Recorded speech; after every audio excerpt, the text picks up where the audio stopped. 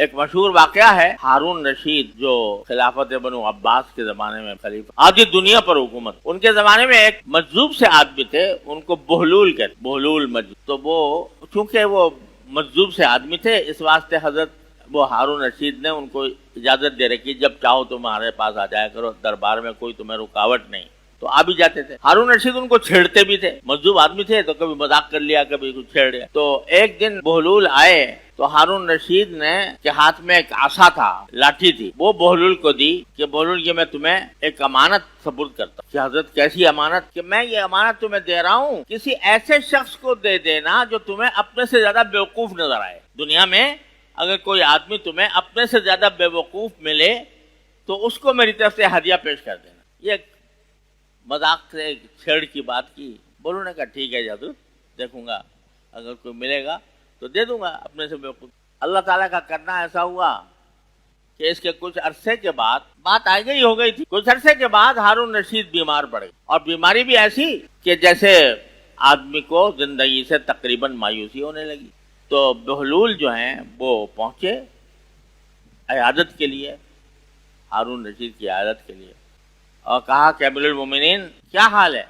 کہ بھائی کیا حال پوچھتے ہو، بس اب سفر درپیش ہے۔ بولنے کا کہے کا سفر؟ کہاں کا سفر؟ کہ آخرت کا سفر۔ کہ اچھا آپ آخرت کے سفر پر جا رہے ہیں، تو کتنے آپ نے اپنے گارڈ اور محافظین آگے بھیجے ہوئے ہیں، اور کتنی چھولداریاں اور خیمے آپ کے آگے گئے ہیں، کتنے لشکر آگے بھیجے ہیں، کتنے گھوڑے، کتنے لشکر پہلے سے آپ کے سفر کا انتظام کرنے کے لیے گئے ہیں۔ تو ہارون رشید نے کہا تم بھی ایسی بیوقوفی کی باتیں کرتے ہو، اللہ کے بندے، سفر جب آخرت کا ہوتا ہے تو نہ اس میں کوئی ساتھ جاتا ہے، نہ اس میں کوئی چھولداری جاتی ہے، نہ اس میں کوئی محافظین کا دستہ جاتا ہے، نہ کوئی اس میں پائلٹ جاتا ہے، ماں تو اکیلے ہی جانا پڑتا ہے۔ کہنے گا اچھا واپس کب آئیں گے؟ ارے بندے خدا، سفر آخرت کا جب ہوتا ہے تو وہاں سے کوئی واپسی نہیں ہوتی۔ تو اچھا امیر المومنین، جب ہم نے دیکھا تھا آپ کو کہ جب آپ چھوٹا سا سفر کرتے تھے ایک شہر سے دوسرے شہر، تو کتنے بڑے انتظامات ہوا کرتے تھے آپ کے، کتنے لشکر آگے جاتے تھے، کتنے محافظ، کتنے پائلٹ، اور کتنے خیمے اور کتنی چھولداریاں، چھوٹے سے سفر کے لیے آپ یہ کرتے تھے۔ اب اتنے بڑے سفر پہ جا رہے ہیں جہاں سے واپسی بھی نہیں، تو اس کے لیے کچھ نہیں کیا آپ نے، یہ سارا انتظام۔ لہٰذا آپ نے مجھے ایک امانت دی تھی، اور یہ کہا تھا کہ اپنے سے زیادہ بیوقوف اگر کوئی ملے تو اس کو یہ دینا، تو یہ چھڑی آپ کی امانت ہے۔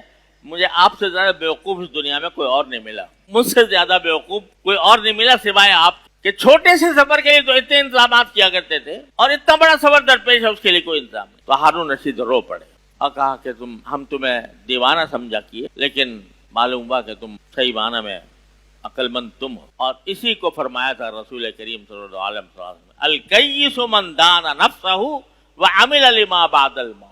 عقل مند وہ ہے کہ جو اپنے نفس پر قابو پائے اور مرنے کے بعد کی زندگی کے لیے تیاری کرے اس دنیا میں۔ وہ تیاری کیا ہے؟ وہ تیاری بھی کوئی ایسی مشکل نہیں ہے کہ انسان کی طاقت سے باہر ہو۔ اللہ تعالیٰ نے وہ تیاری آسان کر رکھی ہے، اور اس تیاری کا نمونہ حضور نبی کریم سرور دو عالم صلی اللہ علیہ وسلم کی حیات طیبہ اور سیرت طیبہ کی روشنی میں ہمیں عطا فرما دیا ہے۔ دیکھو یہ ہے نمونہ تیاری کا، کہ یہ دنیا کے سارے کام بھی ہو رہے ہیں، دنیا کا کوئی کام نہیں رک رہا، تمہیں بھوکوں نہیں مارا جا رہا، تمہارے کھانے پر کوئی پابندی نہیں ہے، تمہارے سونے پر پابندی نہیں ہے، تمہارے اپنی جائز خواہشات کو پورا کرنے پر پابندی نہیں ہے۔